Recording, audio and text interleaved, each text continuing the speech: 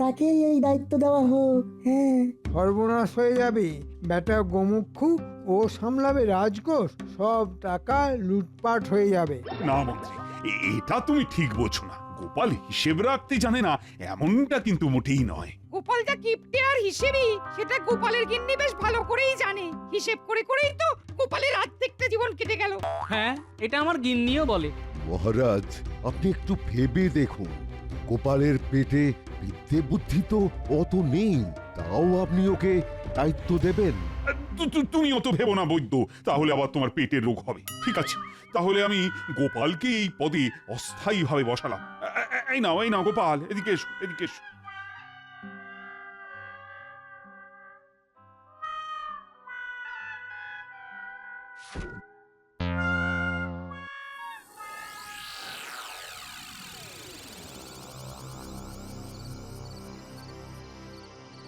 বুঝলে রাজবৈদ্য, গোপাল আমার জীবনটা সব সময় কষ্টের মধ্যে রেখে দিয়েছে।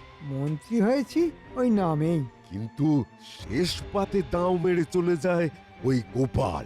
তাই কি করে রাজকোষ লুট করা যায় সেই পরিকল্পনা করতে হবে। একদম ঠিক বলেছেন, মারিত গন্ডার আর লুটিত ভান্ডার।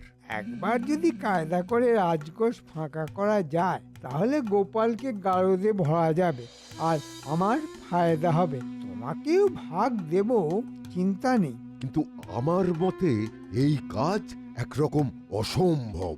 এত প্রহরী ডিঙিয়ে কি করে রাজকোষে ঢোকা যাবে? শোনো, গোপাল যখন দায়িত্ব নিয়েছে তখন একমাত্র গোপালই ঢুকতে পারবে রাজকোষের ঘরে। তাহলে কি করে ভান্ডার লুটবেন মন্ত্রী মশাই? কেন, নকল গোপাল কাউকে